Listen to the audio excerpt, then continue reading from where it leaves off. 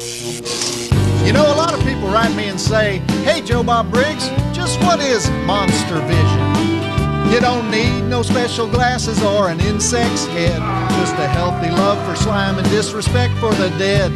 We'll talk about some movies by the old double wide, and when you get that creepy feeling creeping up inside, well then you got monster vision, it's a heck of a fright. We're tearing the heart out of Saturday night. These monster vision movies serve a primitive drive, 'cause watching people die can make you feel so alive. So throw away your clicker now, the flick's of a gun, 'cause there's nothing you can do while fully dressed that's as fun as watching TNT beneath the bug zapper lights. We're tearing the heart out of Saturday night. Tearing the heart out of Saturday night.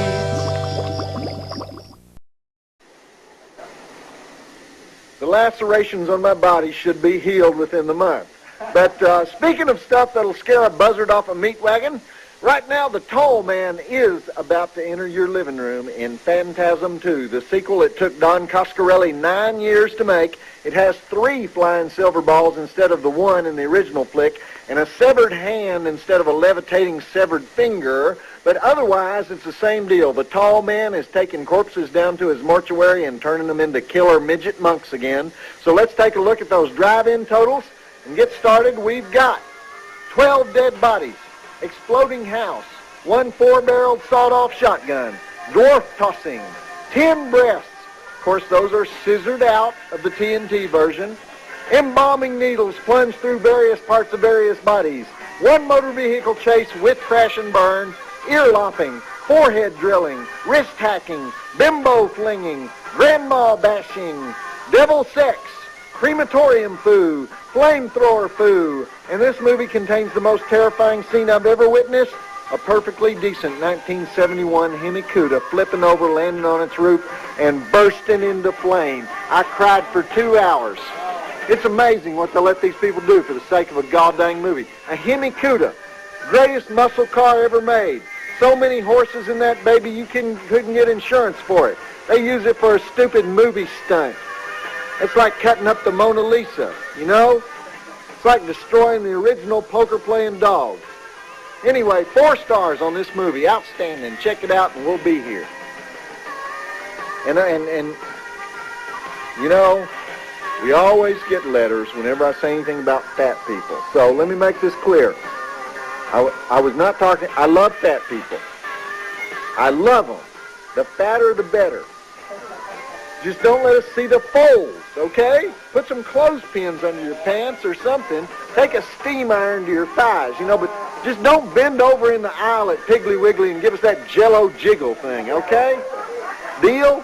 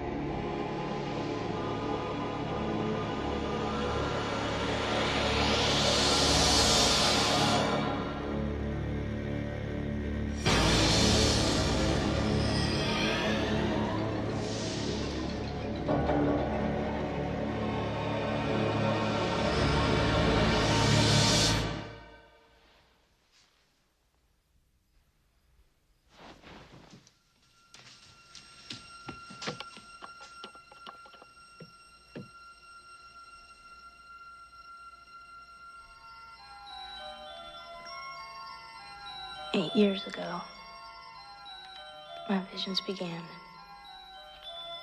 Terrifying fantasies of things to come. Through them, I found you, Mike, and your friend Reggie. First he took Mom and Dad. Then he took Jody. Now he's after me. Mike, that tall man of yours did not take Jody away. Jody died in a car wreck. Hey, you had a dream. Just a nightmare. Seems so real. You know, partner, what we need is a change of scenery. Where'll it go? Well, I don't know. I guess we can figure that one out when we get there.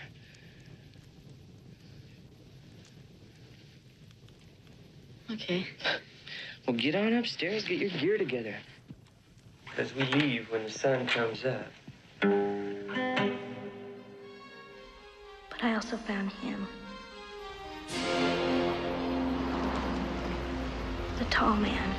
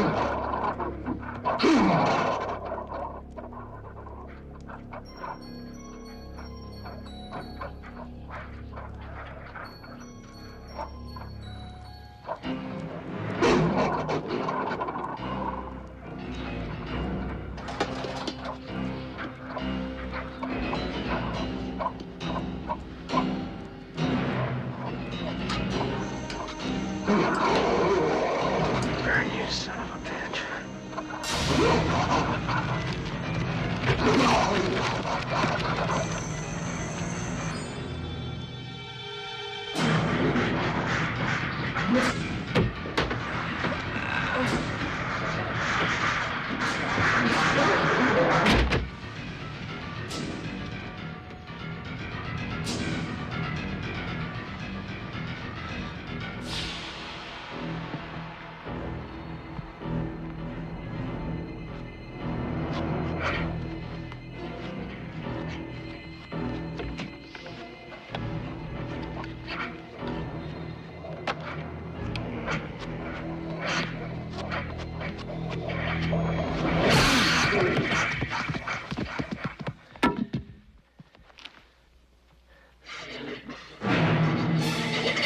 Shit!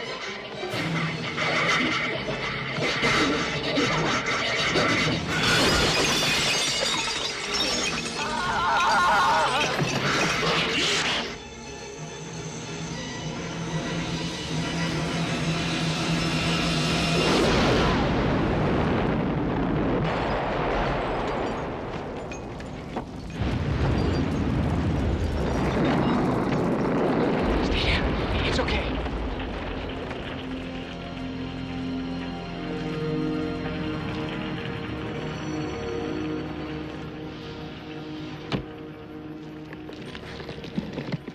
don't know where he comes from.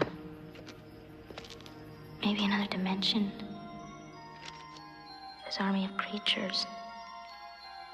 He destroys towns and plunders their graveyards to enslave the dead. Each day I can feel him coming closer. He knows I see him. And we've both seen what he can do.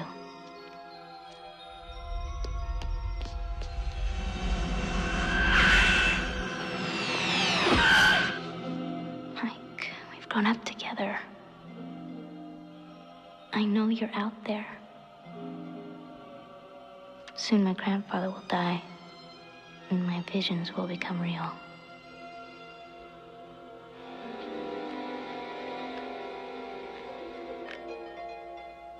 I need you. Mike, help me.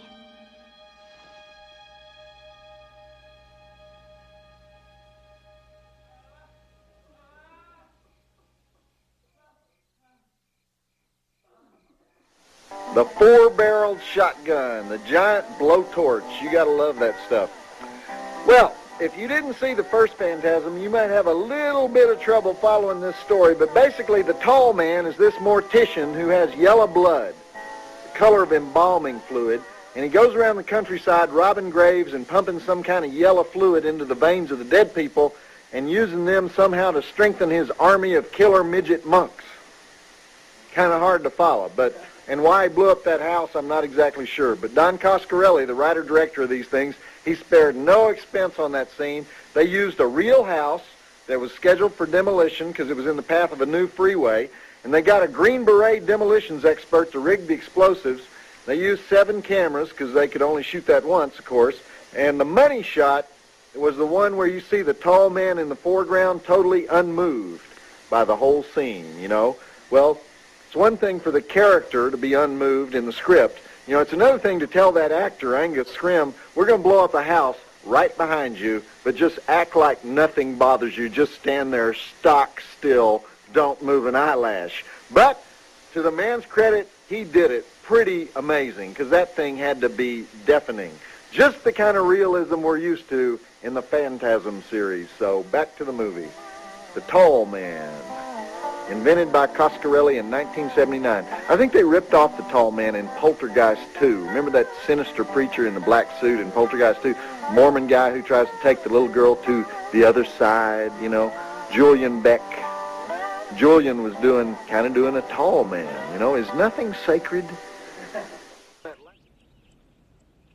Well, I guess you could say I just really went over the deep end. I mean, I got to the point where I couldn't distinguish fantasy from reality. That's good. Keep it up.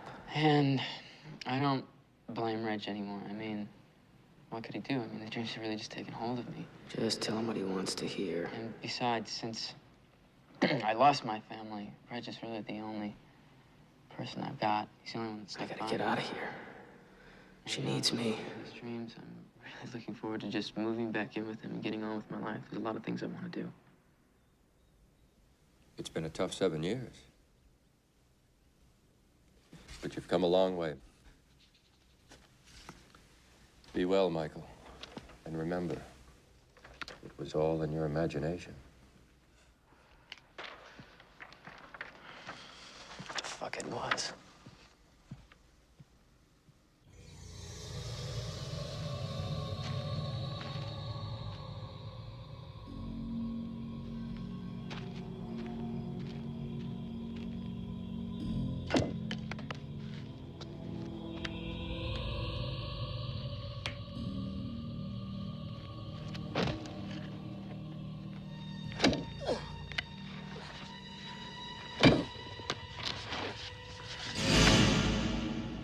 I was afraid I'd find you here.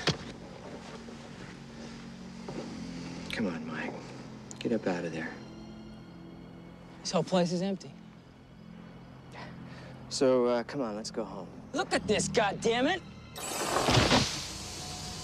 Now that's a third one I dug up. Now, does that strike you a little strange, Riggs, that every single corpse in this entire graveyard's missing? Well, what do you want, Mike? I want to stop him. The tall man. That story about me blowing up my own house because it was infested with midgets. Mike, that wasn't real. Your doctor said it was your own paranoid delusion. Hey, fuck the doctors, and fuck you too if you don't want to help me. God damn it, Mike, I've tried to help you. What the hell am I supposed to do? He's shown me things. I think he wants me to come to him. Why you? I'm not the only one. There's others. There's a girl. She's drawn to him, too. But I'm telling you, man, without her help, she's gonna die. He's gotta be stopped, and I'm going after him. I know I can find him. But to kill him, I'm gonna need your help. Shit, Mike. If they catch you here digging up graves, they'll put you away and you'll never get out again. Come on back to the house. Come on, man. We can talk it out there.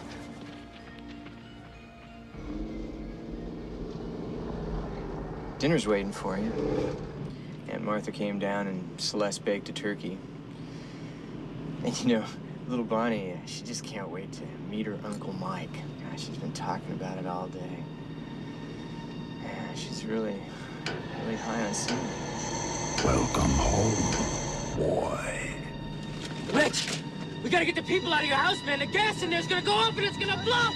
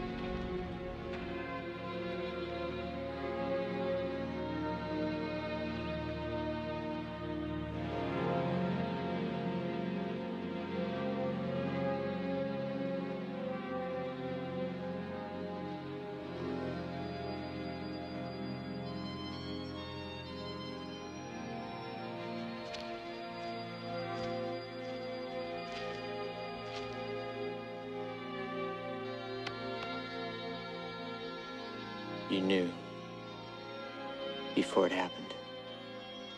I'm so sorry, Rich. Let's go, Mike. We got things to do.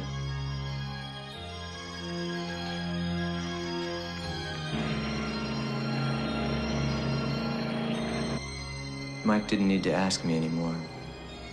I enlisted for the duration.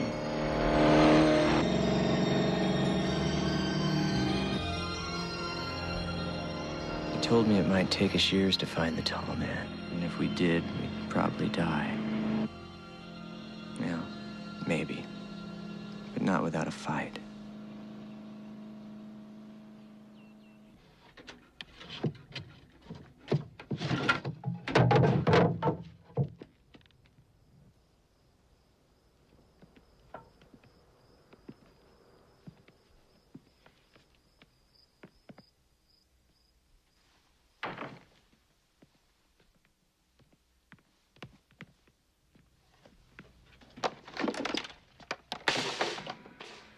Let's go shopping.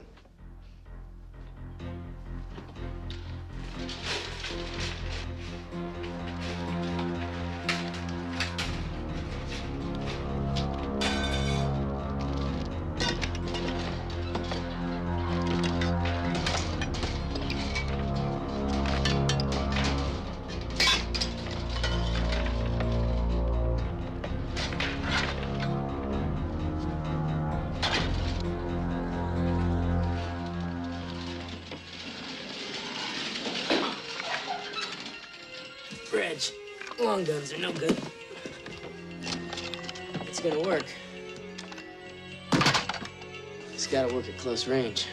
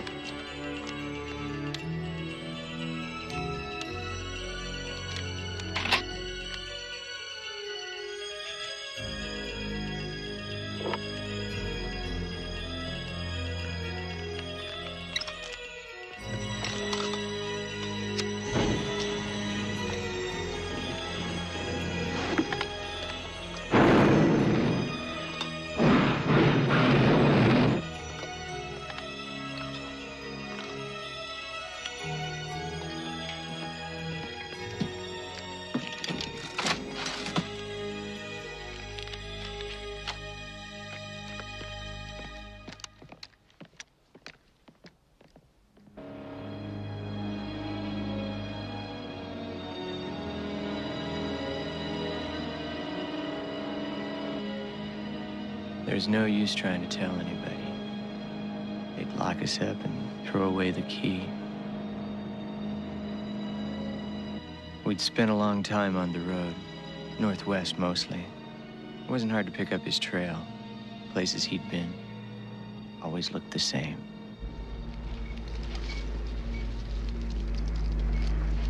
Small towns are like people. Some get old and die a natural death. Some are murdered.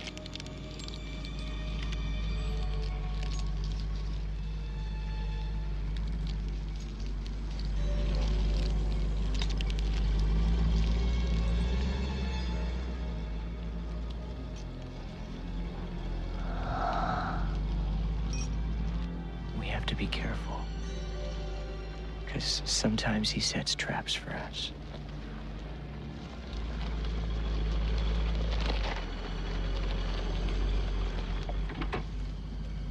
Too damn late.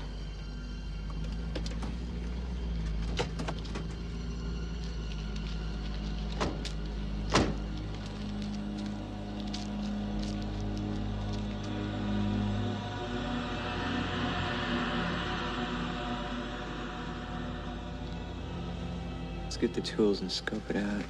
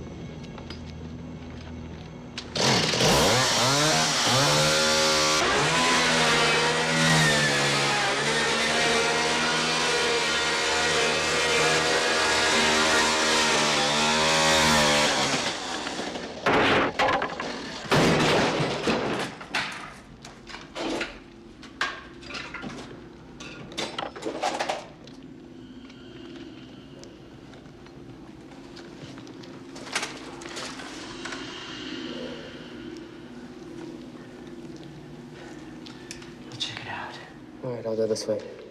Okay.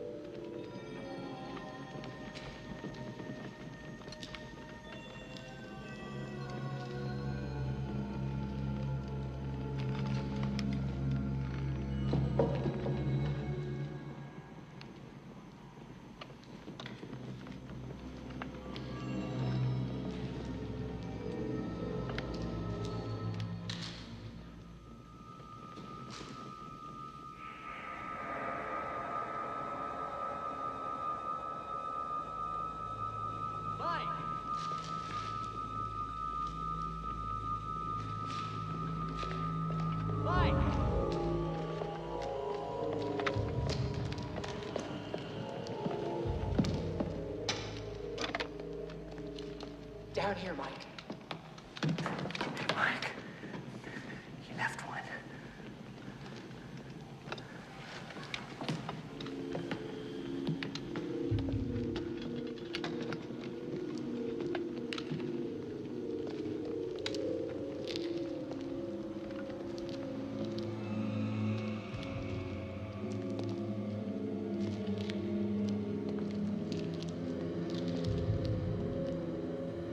Who are you?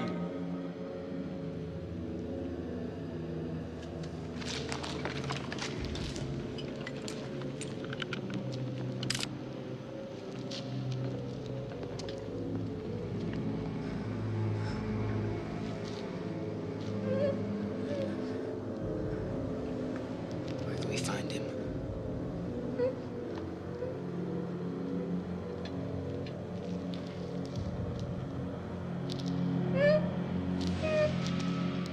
Oh my God.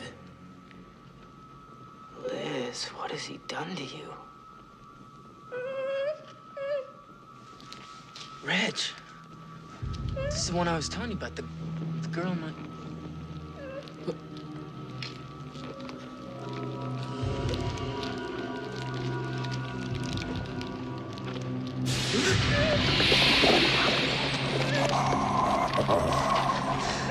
You play a good game, boy. Come east if you dare. Get the fuck back!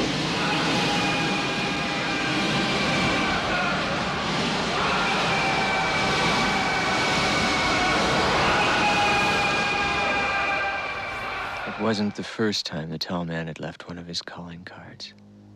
But that one was the worst. So far. He must know we're on his trail because that hunchback apparition looked just like the girl in Mike's head. We're moving east, toward the state line. There's one more town, Perigord. I buried my grandchild and both of my children. Now my husband. It's so hard to live past the ones you love. Hey, Grandma. You still got me and Jerry, okay? I don't see much of Jerry, but how are you? Are you still having those nightmares? No. No, not anymore.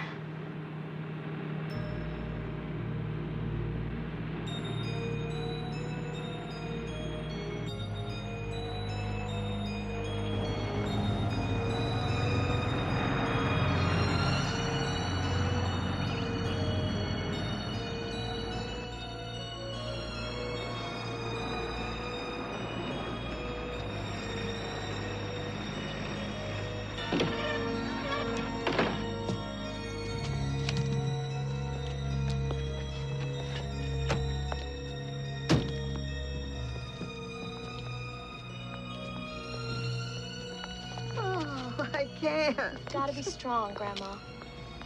You know Grandpa would have wanted it that way. I'll try.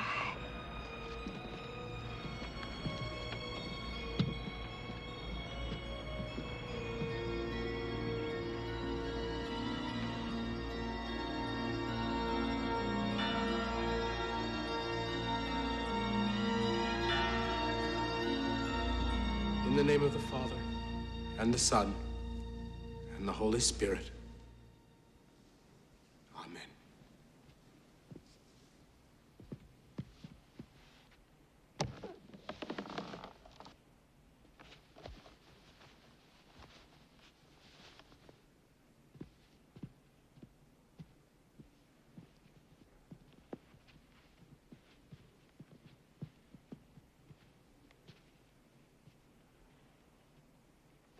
I know how hard it is for you, but remember, he's left a life of pain and trouble, and he's gone to God. He's at rest now. Last train leaves at 6. I've got to be on it. Damn it, Jerry. I need you to be here. With us. Just one more day. I have to get back to Bruce and Stevie. I've got to get going now. It's 20 miles back to the station. Besides, Grandma's a tough cookie. Thanks, Jerry. I'm sorry, hon. I really do have to go. Look, if there's any problem, just call. Okay?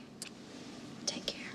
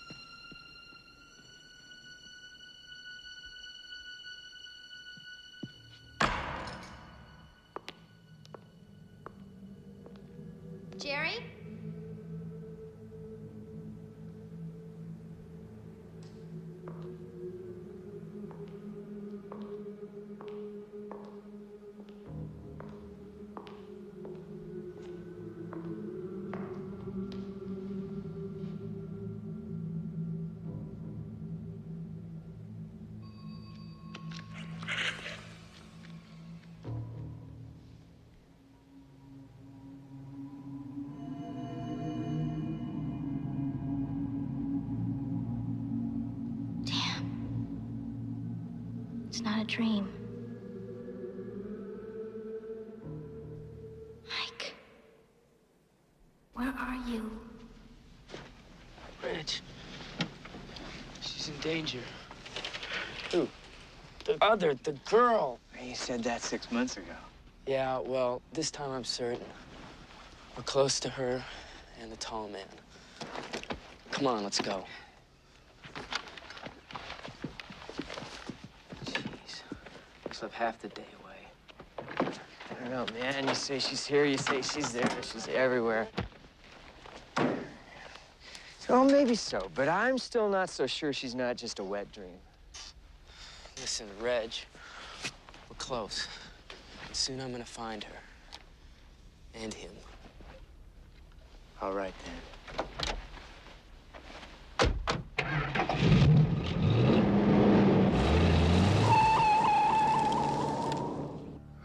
My darling, I love you so much. I'll miss you. Miss you.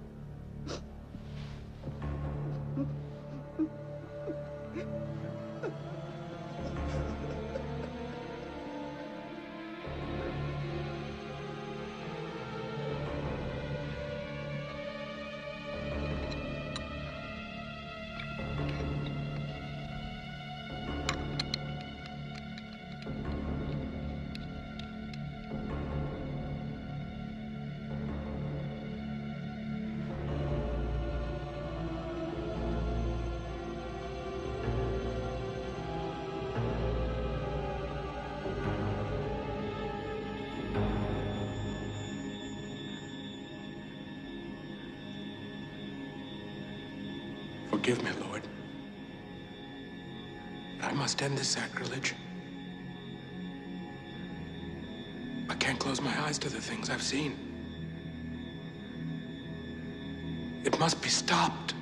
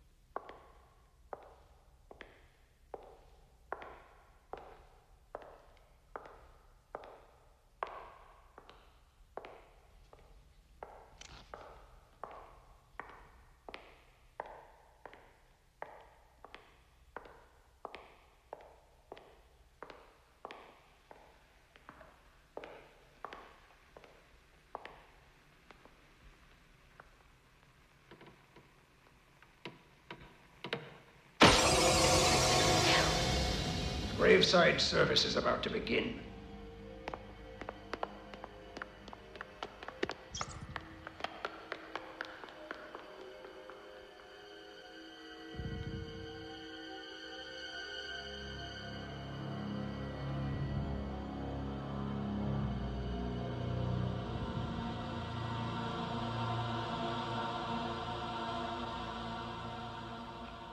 That last shot of the tall man sucking that little piece of yellow phlegm off the end of that embalming needle. Oh! Did we just show that? What time is it? A little after 11, you know? Man, oh man, we're getting a call Monday morning from Jesse Helms. I just know it. I mean, I commend the TNT censors for leaving that baby in there, but good grief, yuck, woo! See, they sucked us in. We'd just seen the Catholic priest plunge the big knife into Grandpa's mouth, and that scene was over, and so we relaxed. And then the little embalming needle slurpee happens. Whoa! Go ahead, back to the movie. These phantasms, they keep you off balance. Roll it. Woo! And that was Stacy Travis in that scene, wasn't it? Stacy Travis, star of Hardware. She was the sister who doesn't have time to stay after the funeral. Good job, Stacy. I don't know why your character's in this movie, but good job. In fact, Stacy is now starring in the new Love Boat series on UPN. You know how to do it? Love Boat, the next generation. She's the perky one.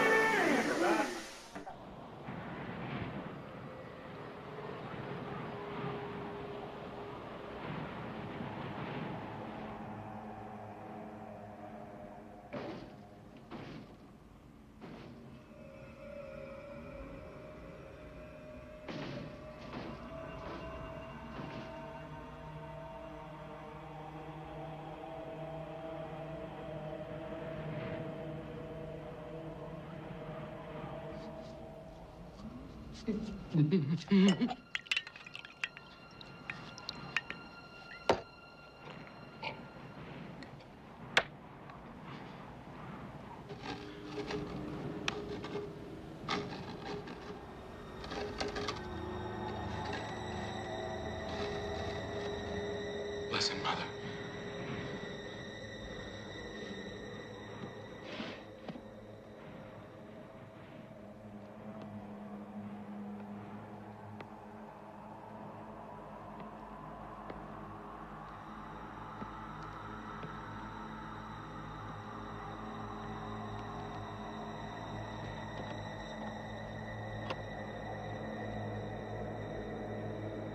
It's just a tree limb.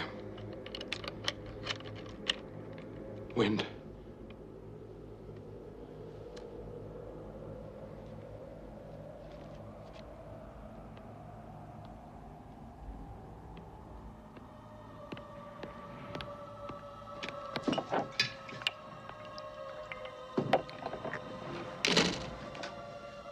Damn this wind.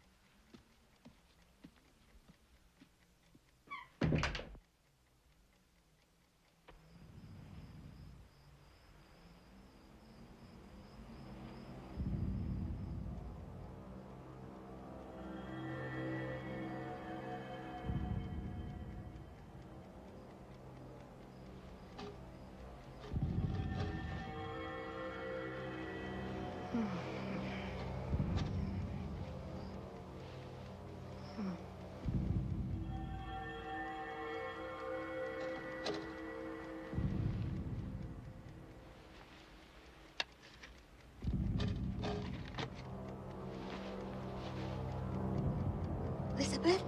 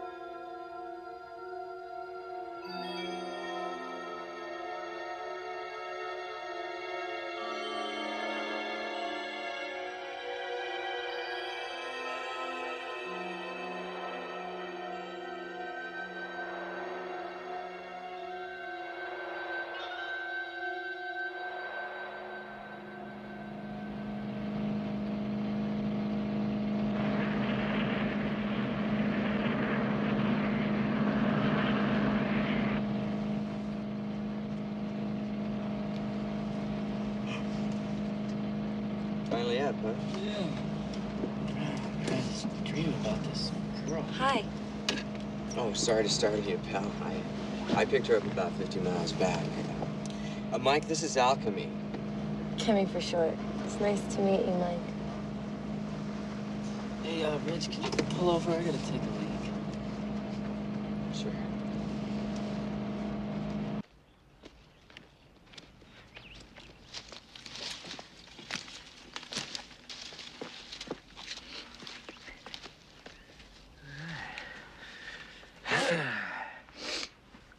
Reg, this girl's in my dreams, except when she's in them, she's dead.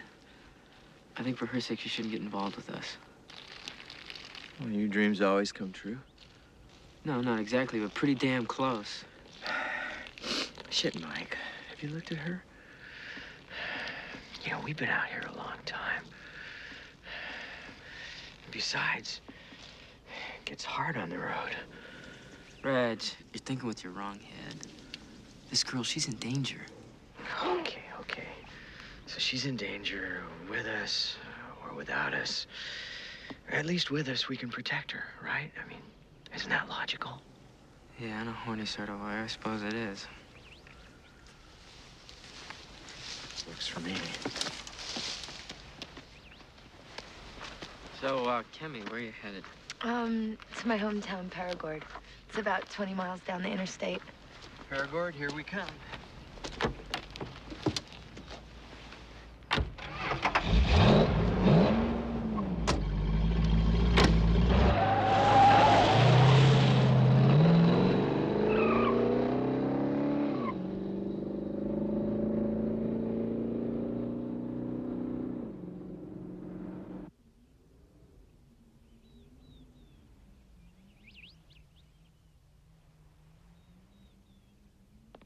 Grandma?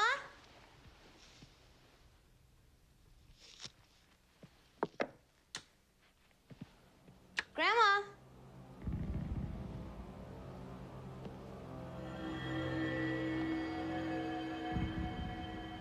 Grandma?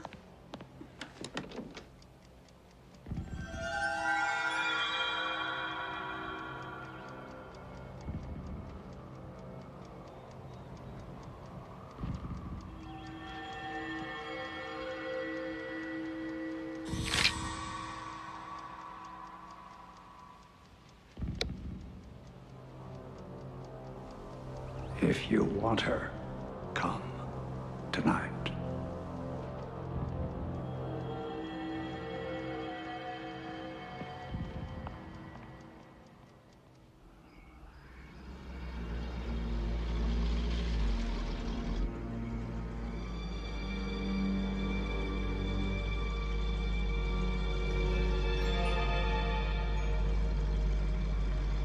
Looks like a ghost town.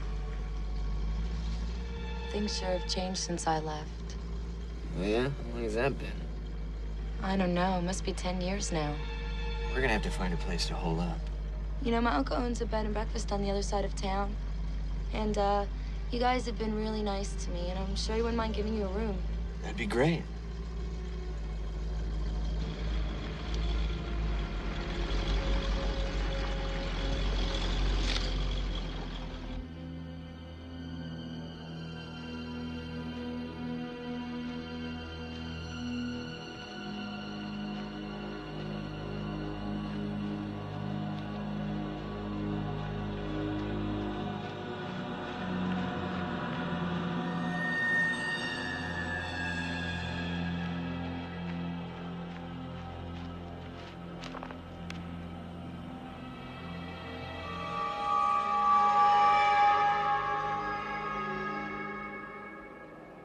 I've got them both.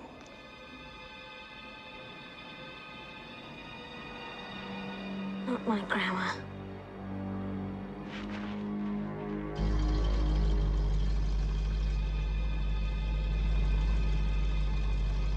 Jesus, what the hell?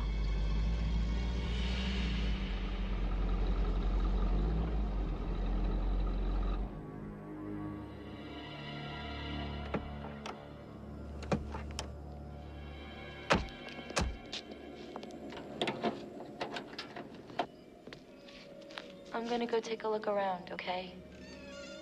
Maybe we can get in a window.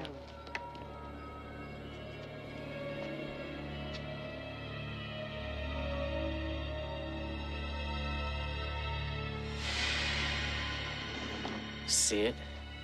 Yeah. Trapped. Too scared to come out. Nothing to do but watch and wait. Yeah.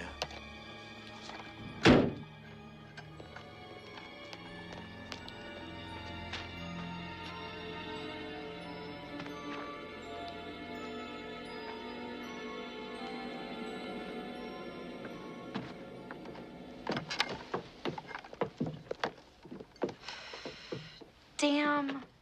I can't believe they just abandoned the place. And I don't have a clue as to how the hell we're gonna get in here. Allow me.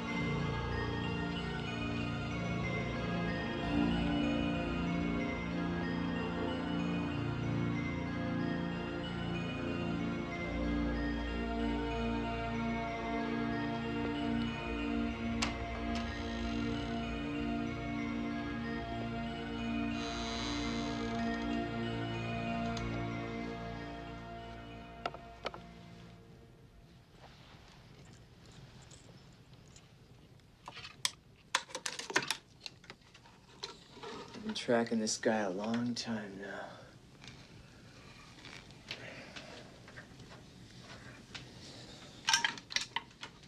Maybe we're getting close. Uh-huh.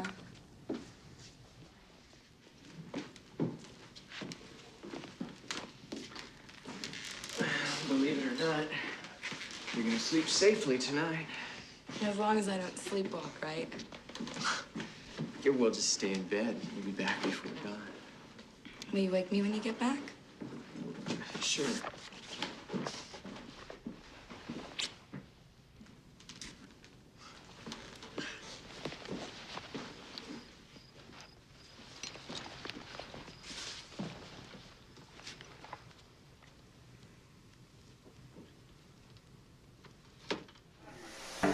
Because we've got the drunken Catholic priest, we've got the beautiful oversexed hitchhiker, we've got the ESP going on between Liz and Mike, we've got the middle-aged bald guy with a ponytail who, if you remember from the first movie, is actually an ice cream vendor. And why would the tall man suddenly decide to torture Grandma? Anyway, we got a whole bunch of plot getting in the way of the story, and also there's something Catholic about it. We've got crucifixes out the wazoo in this movie. We got Catholic churches, Catholic priests. It's got that gloomy exorcist feeling going on. Now, remember last time I talked about this, we had angry Catholics writing in. But look, it's not my fault if the movie is Catholic. Write to Don Coscarelli. He's an Italian guy. Maybe he's Catholic. I don't know. But he wrote the movie, directed the movie. He invented those midget friars that hang around the mortuaries playing with dead things. But we love Catholics at TNT. So go back to the movie, because if I keep talking about Catholics, they're going to get mad. Roll it. I've said many times, I'm a major fan of the Catholic Church. And we've shown many Catholic movies here on Monster Vision. The Exorcist. The Omen. Should I mention that great drive-in double feature again? Another great Catholic double feature? Nah. I get in trouble every time I do it. Yes? Should I do it? Nah, I'm not going to do it. Yeah, I mean, I drink your blood and I eat your skin.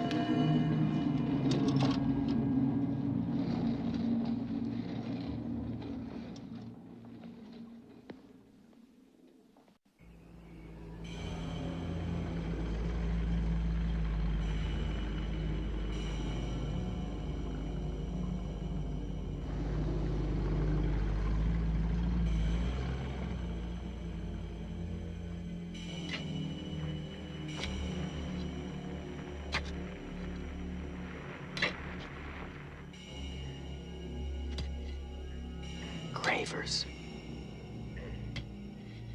I've seen them before in my dreams. They're the ones that exhume the bodies for him. Looks like just one. Yeah, well, I'm gonna circle around and make sure. All right.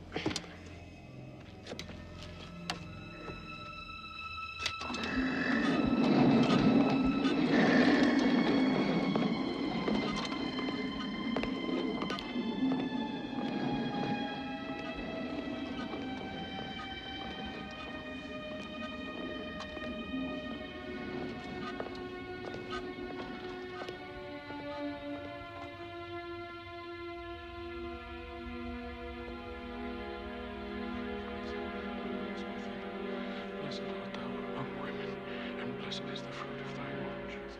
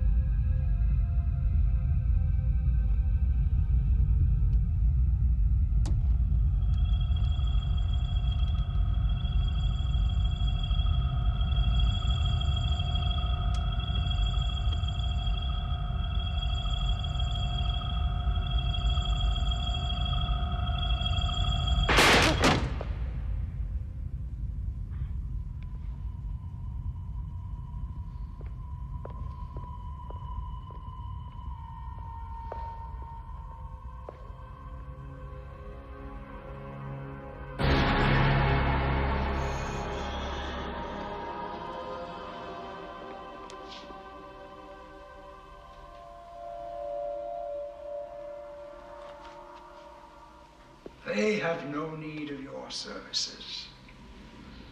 Who are you to question the word of God's servants?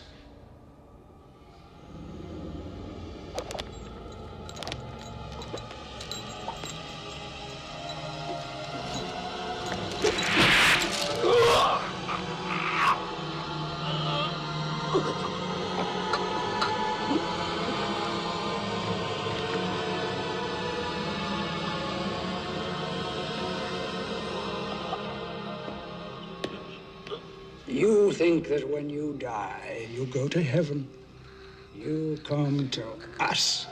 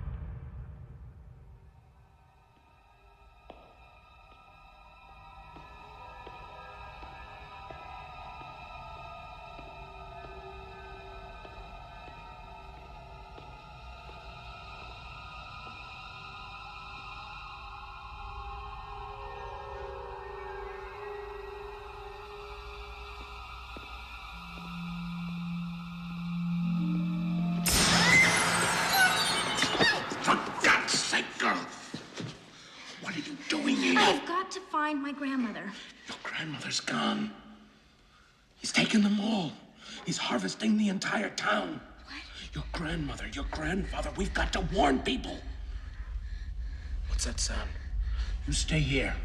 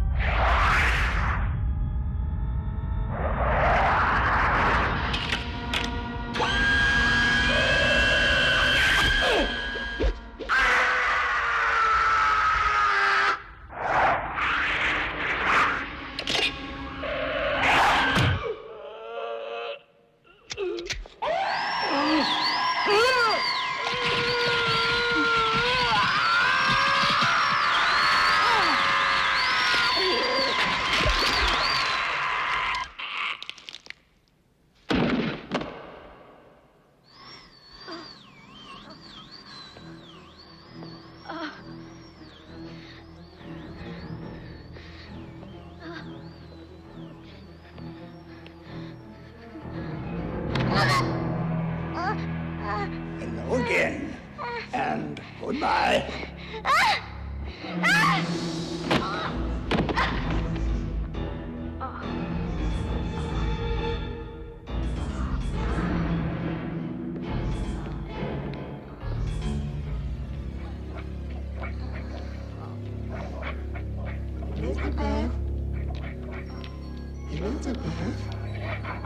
Elizabeth. Oh my God. Grandma.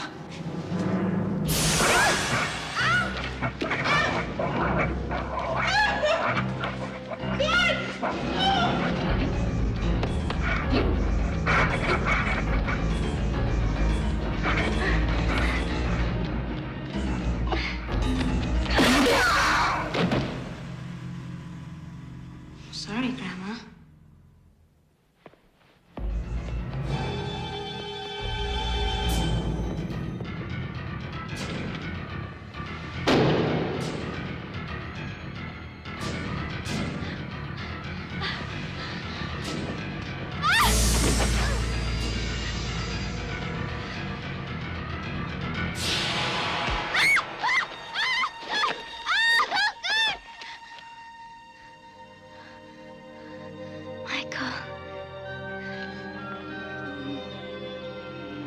What the hell's going on here? Reg, this is Elizabeth.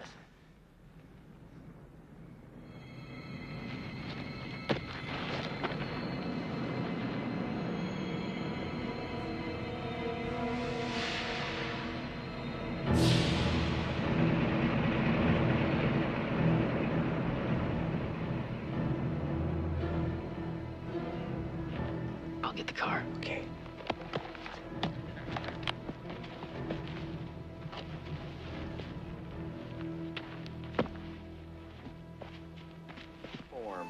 You know, you're probably wondering, is the tall man really tall, or is that movie magic? Well, that actor, Angus Scrimm, is actually 6'4". So, is that tall?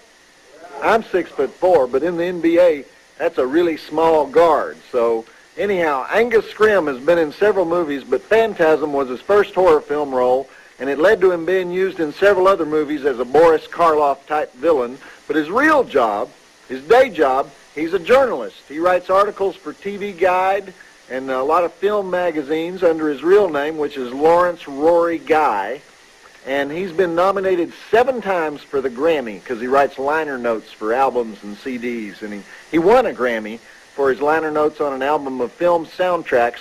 But he's written liner notes for Frank Sinatra, Ella Fitzgerald, Edith Piaf.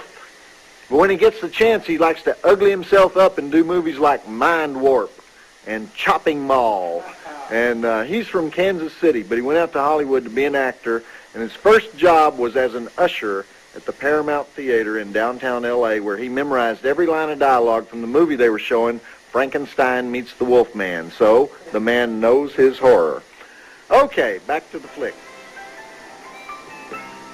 Did you notice, Ernie, that little reference to Edith Piaf? Yes.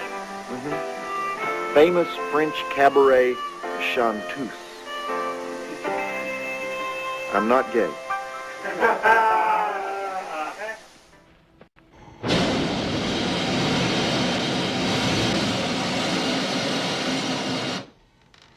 Wow. So, what happened? Well, the priest saved my life, and just a few minutes later, I saw him get sliced and diced by some flying Cuisinart. So you've seen it. His sphere. You seen it, Reg? I told you I had a funny feeling about this place. And he took my grandma. Turned her into some kind of... Dwarf. Yeah, no, we've seen it before. He crushes him down and ships him up to God knows where. Yeah, he got Mike's brother. He got my whole family. Well, I don't think we ought to wait around this place just waiting for him to come and get us. You're right. But I think we only got a couple more hours till daybreak. The traps on the door should keep us safe. I tell you what, why don't we just get some shut-eye? And then we'll just bang out of here in the morning. Yeah, I could use some sleep. Come on, I'll watch over you.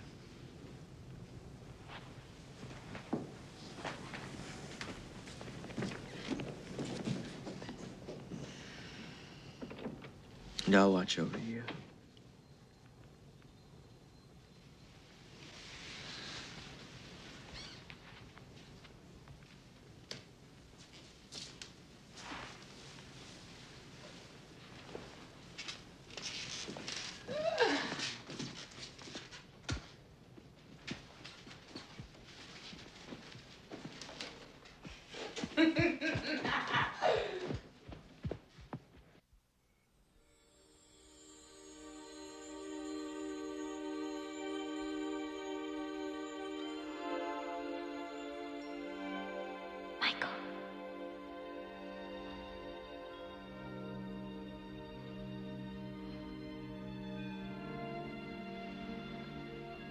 I love you.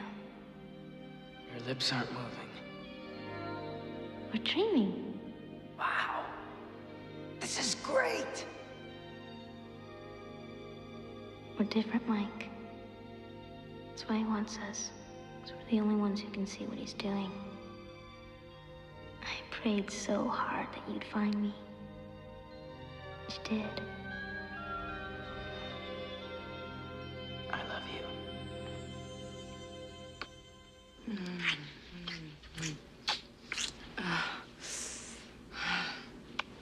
God, Reg, I love your head.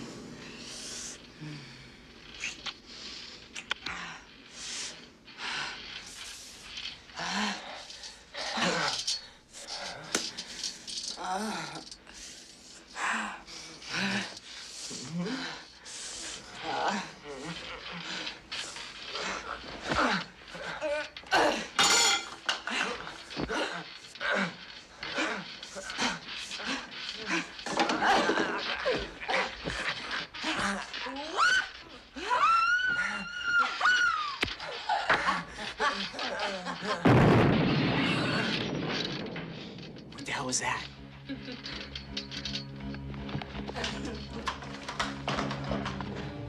Reg.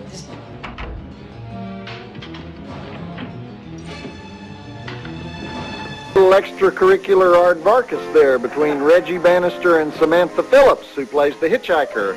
And thank God we finally got to see those flying steel balls with the Cuisinart drill that pumps all the blood out of your forehead. We were like 54 minutes into the movie before we had a single flying steel ball. But now we know it's a Phantasm movie because we got your embalming, we got your forehead drilling, and we've got your killer midget monk in grandma form.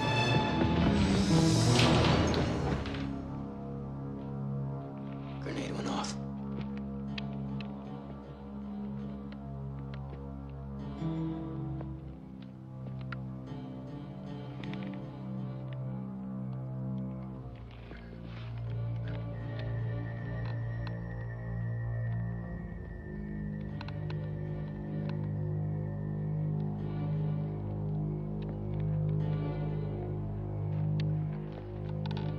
Shit.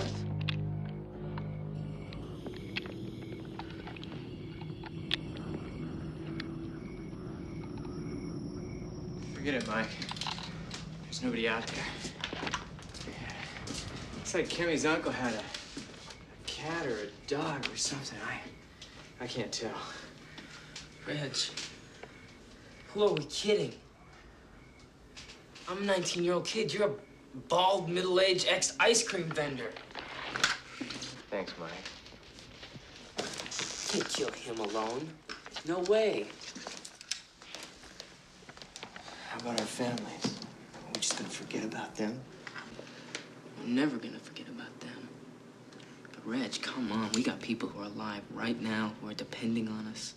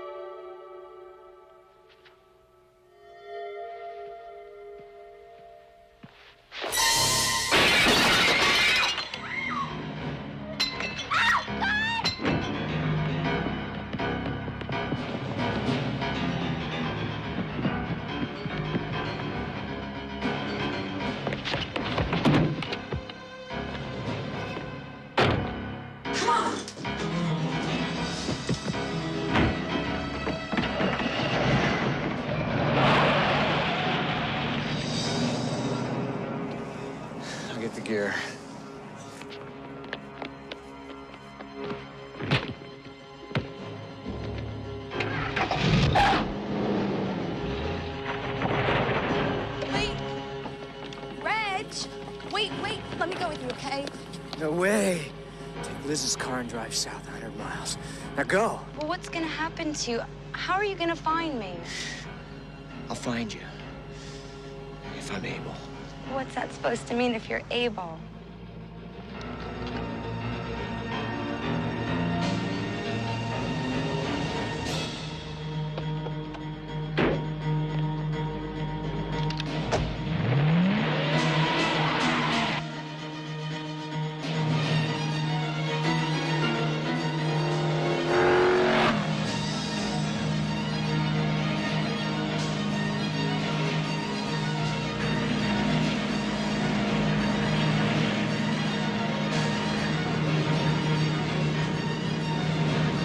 All right, load up. You got it.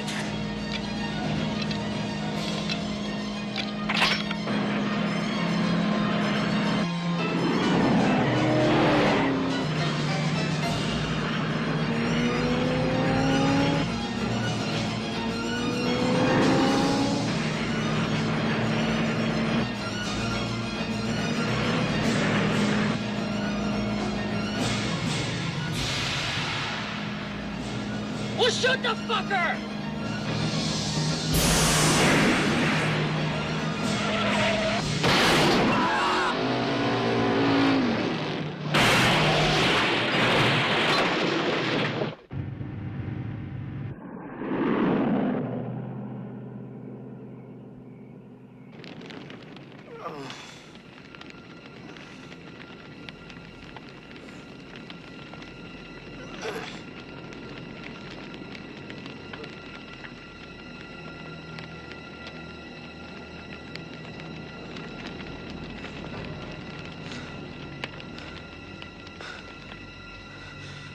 Reggie!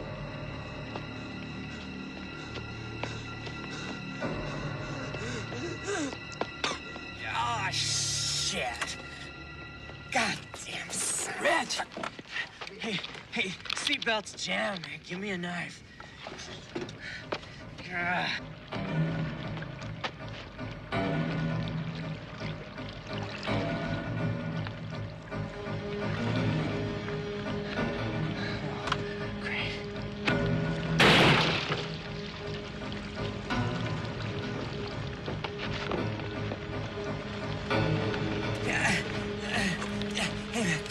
Just give me the knife. Hey, there's no sense in both of us frying. No way, pal. Oh, come on. I'm not leaving you now. Damn it! Okay, I'm free. Come on. I'm clear, man. Come on, man, let's go! Go on.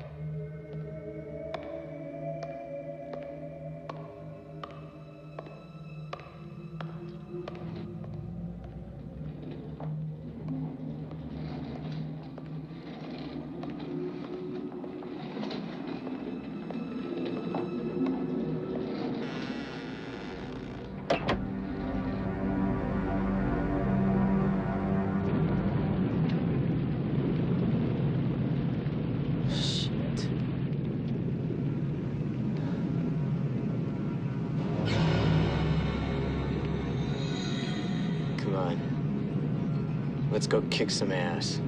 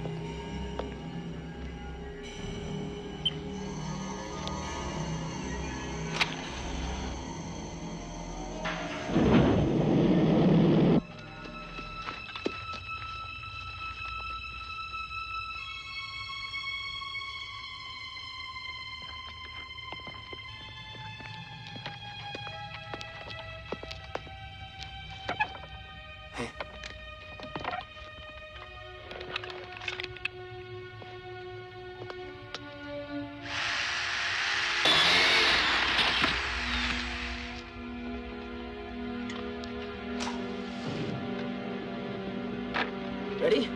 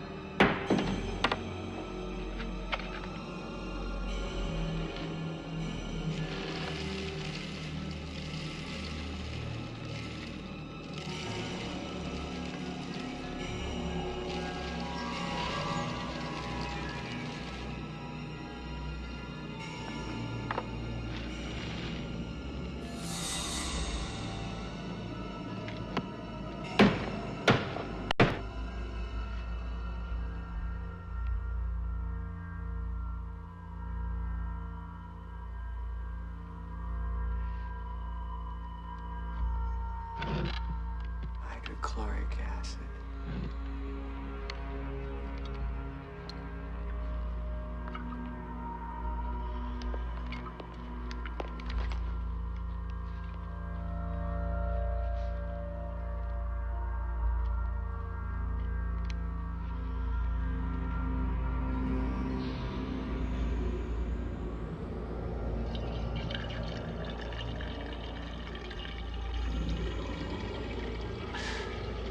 Let's just see him try to reanimate anybody that's involved with this shit. Hey, Rich. Come here. What's it look like to you? It's round and it's got a couple of slits like one of those brain suckers. It's a keyhole. You know, this must be the doorway to his world. We gotta catch one of those things so we can get in here. Yeah, sure, Mike. You catch one. Come on. I'm gonna find Liz.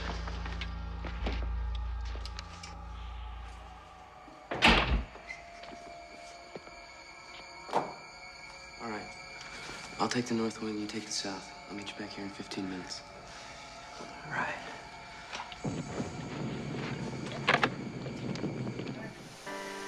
Why would they go in there and then say, let's split up and meet back here in 15 minutes? Why would anybody in a horror flick ever split up? Anyway, that makes me mad. But nothing makes me madder than watching that mint condition 1971 Hemi Cuda get totally destroyed in that crash scene. What were they thinking? That car, you could just barely touch the gas pedal and that car would make a sound like a 747 taking off. Engine in that thing was so big you had to use a booster seat to see over that thing. People would drive 100 miles in that car and they'd say, honey, did we hit something? You know, better stop the car, go around and look at the grill work, and you go around there, there'd be a Canadian moose with its eyes bulging out, you know? Felt like maybe you ran over a garden hose. That was the most powerful car ever built, the greatest of all the muscle cars. And now we have one less Hemi Cuda in the universe. You couldn't even get insurance on those things. You got to go to Lloyd's of London, make a deal where if you get in any kind of accident, they get to hack off your hand or something. You say, can I get a policy on this car? And they say, sure, it's the same agent who writes policies on the F-16 fighter plane. But anyway, that's just irresponsible. Because, you know, anytime they ruffle the fur on a poodle in a movie, you got the ASPCA complaining, you got PETA protesting, you got people going to jail for poodle abuse, but you just trash a beautiful machine like that with impunity. I'm sick. You know, go ahead, roll film. You like the way I said impunity? No idea what that means. I just got carried away. But don't impugn my impunity, man, because I'll make you feel pretty dang puny. Impunity. I think it means without punity. No punity. Wait.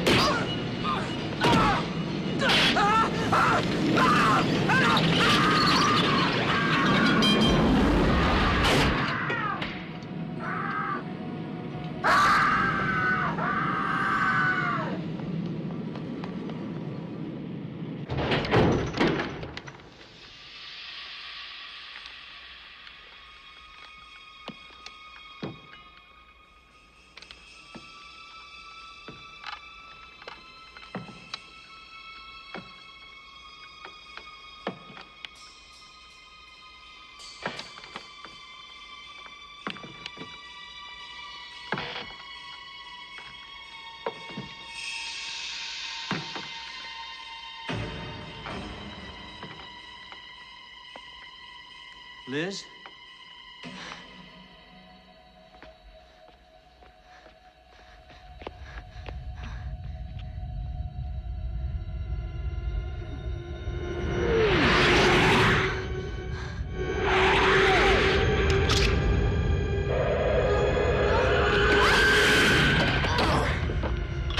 Come on, let's go!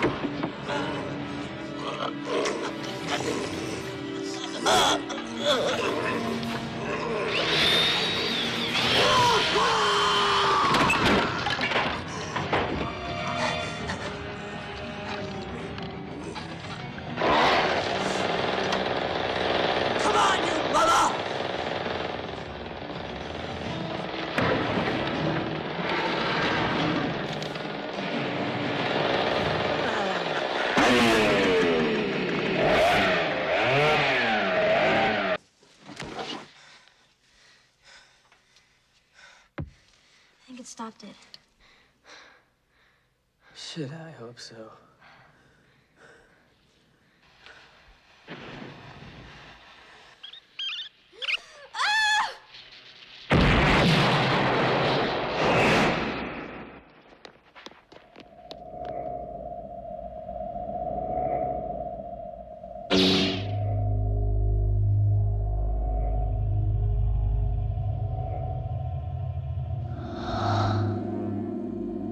Don't move, be still.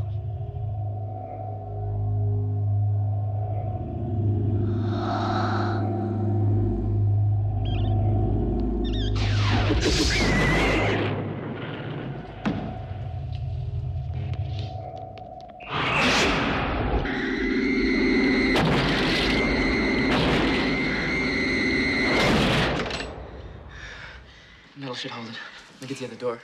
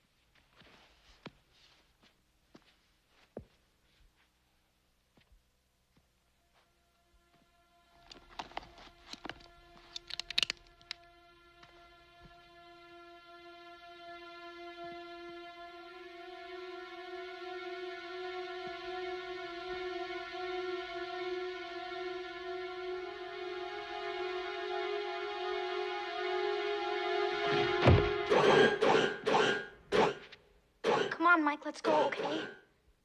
Okay.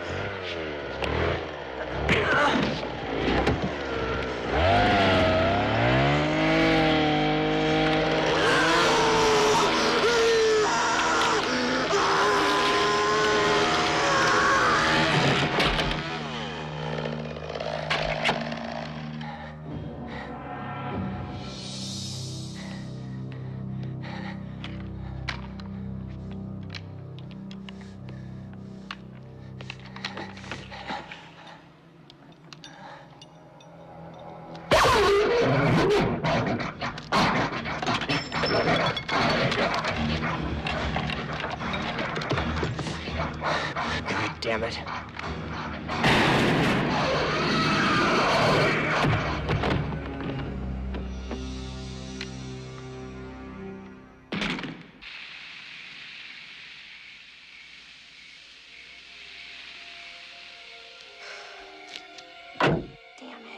Play 4 dwarves with one shot from the 4-barrel shotgun. And now we know it's a Phantasm movie because we've got cremated zombies. We got the zombie who has to hack his hand off to get away. Another excellent scene that the TNT censors left in. We've got the exploding rat. We got the old chainsaw to the groin. We got the golden flying drilling spear. All this stuff comes out of the mind of Don Coscarelli, and he just flashes it up there on the screen, and we never know exactly what it all means, but it looks cool. Kind of an existentialist sort of thing, you know. Don's a weird guy. He wrote his first movie when he was 17 years old. He directed it when he was 18. It was called Jim the World's Greatest, starring Angus Scrimm, and that's where he met the tall man. And then he made a comedy about children called Kenny and Company, but it's Phantasm that everybody remembers. It was a low-budget horror flick. It came out in 1979, became a big hit, made about $12 million. And then he didn't want to get typecast as just a horror director, so he didn't do the sequel for 9 years. And in between Phantasm and Phantasm 2, he wrote and directed The Beastmaster, which is, of course, one of the most popular movies we have on TNT. But here's how weird Don is. He doesn't even like The Beastmaster. He says it's a movie that he lost control of, and he just flat doesn't like it. And the woman who wrote the book The Beastmaster is based on, she hated the movie so much she has to have her name taken off the credits. So we got this big hit movie, and nobody that had anything to do with making it wants to take credit for it. So go figure. All right, now it's time for the stunning conclusion to Phantasm 2. And we know it's stunning because Don can't do anything except stun us over and over and over again. So roll it. And Reggie Bannister, the guy with the 4-barreled shotgun and the chainsaw, he is a Vietnam vet and a former folk singer. Remember the group Stone Country? No. Neither does Reggie, though. So, but anyway, he looks like he was in Nam, right? And he got that ponytail, you know? You guys still wear those? Yeah? Only weenies in France, I think. Oh, Ernie. Ernie listens to Edith Piaf, huh?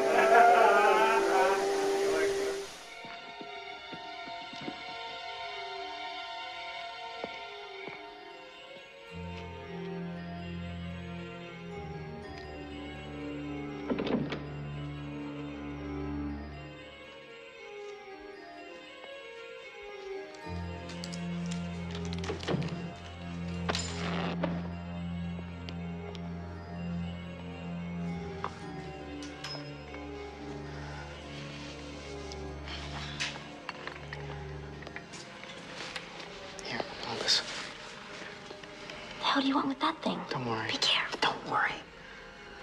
I'm hoping as long as it's embedded in flesh, it's safe. Hey! Ah. Where's the rest of the guy? I'll tell you later. And this.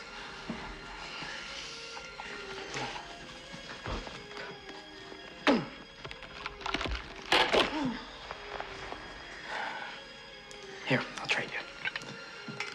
Come on.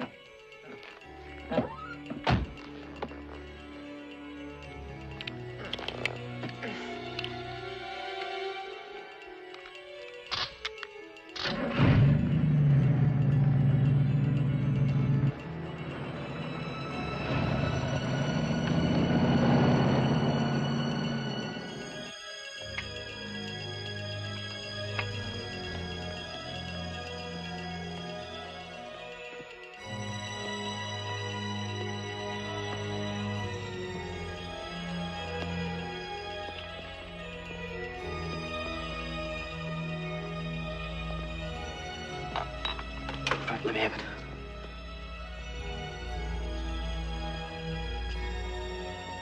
All right, here it goes.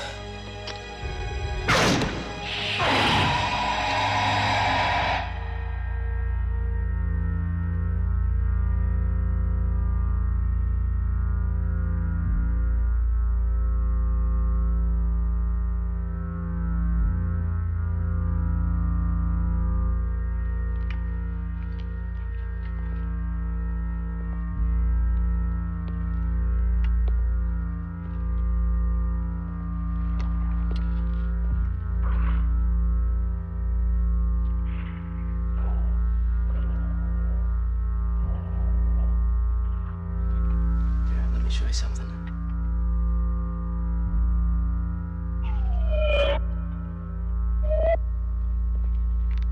Come on. Let's torch this place and get the hell out of here.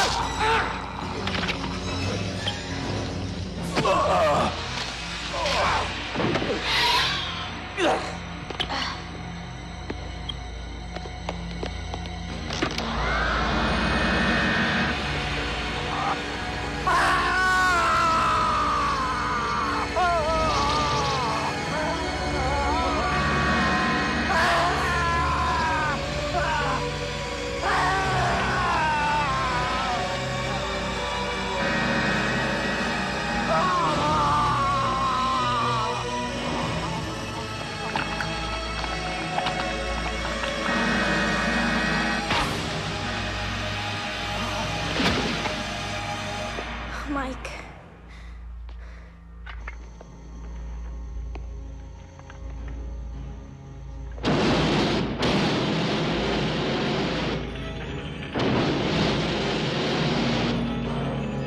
Come on, get the hell out of here.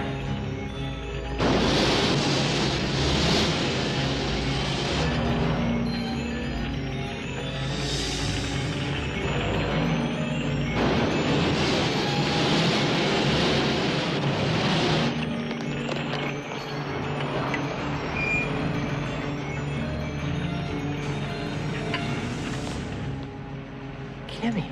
Come on, get in, let's go. Come on.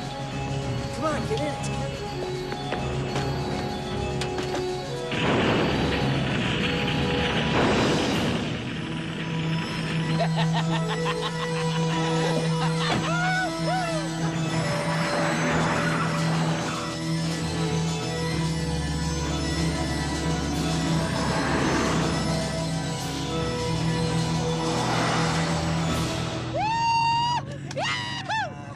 Nail that son of a bitch! Hey, wait, Mike. Check out that coffin and make sure that whatever's in there is dead, huh?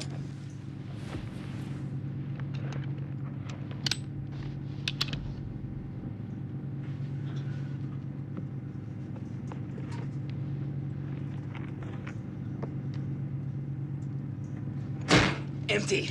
I like him.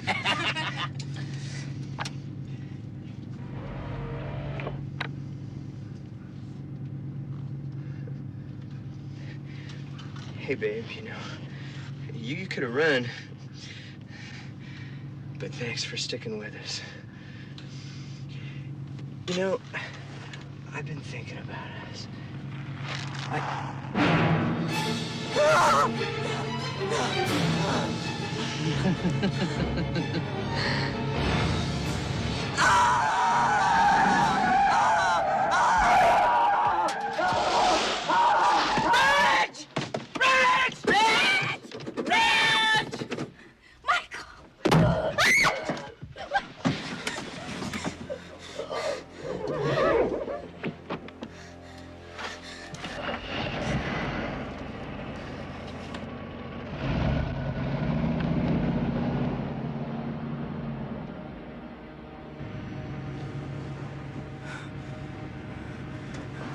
Listen to me.